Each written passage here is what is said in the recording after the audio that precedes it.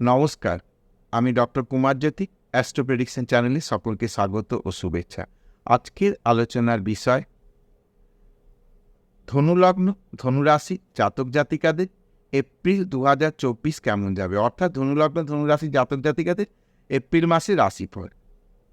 প্রথমে আমরা দেখে নেব কী গ্রহ অবস্থা রয়েছে। আমরা দেখতে পাচ্ছি বৃহস্পতি ও বুধ রয়েছে মেষ রাশিতে। বুধ কিন্তু বক্রী অবস্থায় রয়েছে। বুধ 10 তারিখ আবার মীন রাশিতে, যা নিজ রাশিতে প্রবেশ করবে। রবি মীন রাশিতে অবস্থান করছে, সে 14 তারিখ এসে মেষ রাশিতে প্রবেশ করবে। বৃষ, মিথুন, কর্কট, সিংহ কোনো গ্রহ থাকছে না এ মাসে। কেতু থাকছে কন্যা রাশিতে। তুলা রাশিতে কোনো গ্রহ থাকছে না। বৃশ্চিক রাশিতেও কোনো গ্রহ থাকছে না মাসের প্রথমে। চাঁদ থাকছে ধনু রাশিতে। মকর রাশিতে কোনো গ্রহ নেই। কুম্ভ রাশিতে শনি ও মঙ্গল অবস্থান করছে। মঙ্গল কিন্তু 24 তারিখে মীন রাশিতে প্রবেশ করবে। মীন রাশিতে শুক্র, রাহু, মঙ্গল, 10 তারিখের পর থেকে বুধ থাকবে এবং 14 তারিখ পর্যন্ত রবি থাকবে। এমন অবস্থায় আমরা দেখব যে ধনুলগ্ন জাতক জাতিকাদের শারীরিক মানসিক বিষয়টা কেমন থাকছে। তো শারীরিক মানসিক বিষয়টা কিন্তু ভালোই থাকছে এ মাসে, কারণ সারা মাসই কিন্তু নবম দৃষ্টিতে বৃহস্পতি রাশি বা লগ্নের উপর দৃষ্টি দিচ্ছে। একবারে মাসের অন্তিমে অর্থাৎ 30 তারিখে যে সে বৃষ রাশিতে প্রবেশ করবে, ততক্ষণ পর্যন্ত অর্থাৎ পুরো মাসটি শারীরিক মানসিক ব্যাপারে একটা বিশেষ পজিটিভ জায়গা। শরীরের কোনো সমস্যা দেখা দেবে না, মানসিক অবস্থাও কিন্তু ভালো পজিটিভ জায়গা দেবে এবং কাজকর্মগুলো সার্বিকভাবে যে টোটাল যে কাজকর্ম সেই বিষয়ে কিন্তু একটা পজিটিভ রেজাল্ট দেখা যাবে। এবার সেভিংসের জায়গা বলি। সেভিংসের বিষয়টা একটু ডিলে হলেও কিন্তু সেভিংসের জায়গাটা কিন্তু এ মাসে কিন্তু একটা পজিটিভ রেজাল্ট দেখা যাচ্ছে। কাজেই খুব একটা অর্থনৈতিক চিন্তা কিন্তু জায়গা দেখা যাচ্ছে না। পরাক্রমের জায়গায় বলি, অতিরিক্ত পরাক্রম না দেখানোই ভালো হবে। অর্থাৎ পরাক্রম দ্বারা কার্য উদ্ধার করার যে প্রবণতা, সেই প্রবণতাকে খানিকটা প্রশমিত করতে হবে, তাহলে কিন্তু নোটের ওপর দিন ভালো যাবে। যারা গাড়ি চালায়, চোরে গাড়ি চালায় বা অন্যের সঙ্গে গাড়িতে চেপে প্রভোগ করে যে জোরে চালা, ড্রাইভারকে বলে যে জোরে চালা, তার দেরি হয়ে যাচ্ছে, তাদের বলবো যে এ মাসে গতিটাকে কিন্তু একটু রোধ করতে হবে। সে নিজেই চালান বা অন্যেই চালান, কাজে না হলে কিন্তু একটা সমস্যার জায়গা তৈরি হতে পারে বা কিছু অ্যাক্সিডেন্টও ঘটতে পারে। পড়াশোনার ক্ষেত্রে বলি, মিশ্র প্রতিক্রিয়া, পজিটিভ জায়গায় বেশি, কিন্তু কিছু কিছু লাইনের ক্ষেত্রে পড়াশোনার জায়গাটা একটু সমস্যা হতে পারে।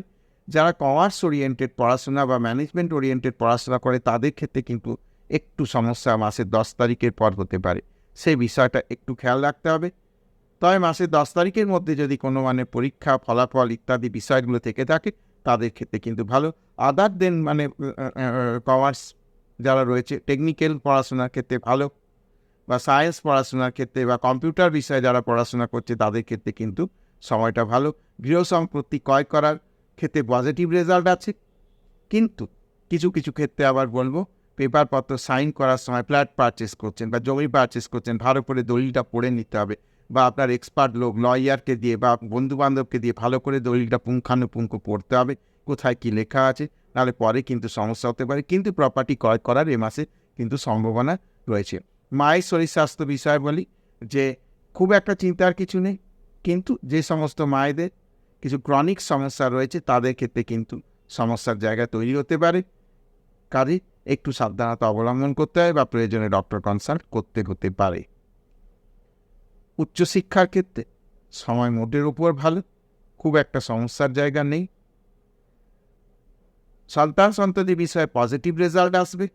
সন্তানের কর্ম, সন্তানের বিবাহ, সন্তানের দূর দেশ যাত্রা ইত্যাদি বিষয়গুলো থেকে একটা পজিটিভ রেজাল্ট আসবে, যেটা থেকে কিন্তু নিজেকে প্রাউড ফিল বা গৌরব বোধ করার একটা জায়গা থাকবে। কিন্তু নতুন যারা বাবা বা মা হতে চলেছে তাদের ক্ষেত্রে কিন্তু সময়টা ভালো। তাদের কিন্তু এপ্রিল মাসে যাদের কিন্তু এরকম সম্ভাবনা রয়েছে তাদের ক্ষেত্রে কিন্তু সময়টি যথেষ্ট ভালো। খুব একটা দুশ্চিন্তা বা চিন্তার জায়গা নেই। একদম শান্তিপূর্ণভাবে ঘটনাটি ঘটবে। শত্রুতা মামলা মকদ্দমার বিষয় খুব একটা সমস্যার জায়গা না থাকলেও মাসের 10 তারিখের পর থেকে একটু কিন্তু নিজেকে ভেবে চিন্তে কাজকর্ম করতে হবে। বুদ্ধি লাগিয়ে প্রতিটি কাজের পেছনে নিজের ইন্টেলিজেন্সে অ্যাপ্লাই করতে হবে, দিয়ে করতে হবে। তাহলে মোটামুটিভাবে সময় ঠিক যাবে। বিবাহাদি বিষয় কিন্তু এই মাসে খুব একটা পজিটিভ রেজাল্ট নয়। অটোমেটিক বিবাহের বিষয়ে এই মাসে আলাপ আলোচনাটা না হলেই আমার মনে হয় ভালো। বিষয়টাকে পেন্ডিং রেখে পরের মাসে যে আলোচনা করলে বেটার হবে। স্বামী স্ত্রীর শরীর স্বাস্থ্য বিষয়ে কিন্তু সমস্যার জায়গা রয়েছে, সে বিষয়ে একটু খেয়াল রাখতে হবে। এবং স্বামী স্ত্রীর রিলেশনের ব্যাপারেও কিন্তু সাবধানতা অবলম্বন করতে হবে। স্লিপ অফ দ্য টাং হওয়া চলবে না। ছোট ছোট বিষয়ে কথাবার্তায় কিন্তু নিজেকে লাগাম দিতে হবে। সেটি স্বামী বা স্ত্রী উভয়ের ক্ষেত্রেই প্রযোজ্য। নচেত কিন্তু সম্পর্কের জায়গায় একটা কিন্তু চিড় ধরার জায়গা বা অশান্তিটা বড় জায়গায় যেতে পারে, সে বিষয়ে খেয়াল রাখতে হবে। ভাগ্যের বিষয় এ মাসে কিন্তু একটা পজিটিভ সাইন রয়েছে। ভাগ্য চমকাবে। যারা গভর্নমেন্ট চাকরির চেষ্টা করছে তাদের কিন্তু গভর্নমেন্ট চাকরির এই মাসের পরীক্ষার রেজাল্ট বেরোনো থাকলে বা যাই এই ধরনের কোনো ঘটনা থাকলে বা পরীক্ষা থাকলে এ মাসে ভালো রেজাল্ট হবে বা ভালো চাকরি পাওয়ার জায়গা একটা রয়েছে। বাবার শরীর স্বাস্থ্য বিষয়ে এ মাসে ভালো। বাবার নিয়ে কোনো চিন্তার নেই। বাবার কাছ থেকে কিন্তু কোনো পজিটিভ রেজাল্ট, বাবার কাছ থেকে কোনো সহযোগিতা, বাবার কাছ থেকে কোনো সদ্বুদ্ধি ইত্যাদি বিষয়গুলি কিন্তু এই মাসে ঘটতে চলেছে। কর্মপ্রাপ্তির ক্ষেত্রে মাসের 10 তারিখের মধ্যে বিশেষত কর্মপ্রাপ্তির একটা জায়গা রয়েছে। যাদের অলরেডি চাকরির মধ্যে রয়েছে তাদের ক্ষেত্রে বলি যে খুব দেখে শুনে কাজকর্ম করতে, বিশেষ যারা ব্যাংকিং সেক্টরে কাজ করছে, যারা ক্যাশ ট্রানজ্যাকশন নিয়ে করে আর কি, প্রতিদিন কিছু ক্যাশ ট্রানজ্যাকশন করে, তাদের সেই সমস্ত জায়গায় বলবো একটু দেখে শুনে কাজকর্ম করতে হবে, নচেত সমস্যা জায়গা তৈরি হতে পারে। আয় উন্নতির যথেষ্ট জায়গা রয়েছে। অর্থ প্রাপ্তি বা টাকা পয়সা আসার আমদানির কিন্তু একটা জায়গা রয়েছে। অটোমেটিক খুব একটা দুশ্চিন্তার জায়গা নেই। এবং বিদেশ যাত্রা ইত্যাদির ক্ষেত্রে কথাবার্তা কিন্তু এ মাসে এগোবে। হয়তো ফাইনালাইজ হবে না, কিন্তু কথাবার্তা এগোবে। যারা বিদেশে জিনিসপত্র আমদানি রপ্তানি অর্থাৎ এক্সপোর্ট ইম্পোর্টের ব্যবসা করে তাদের ক্ষেত্রে মোটের ওপর পজিটিভ রেজাল্ট আসবে। তো এই ছিল ধনুলগ্ন ধনুরাশি জাতক-জাতিকাদের এপ্রিল কেমন যাবে, অর্থাৎ এপ্রিল মাসের রাশিফল। আশা করছি ভিডিওটি ভালো লাগবে। যদি ভিডিওটি ভালো লাগে তাহলে অবশ্যই চ্যানেলটিকে সাবস্ক্রাইব করবে, শেয়ার করবে এবং একটা লাইক করবে।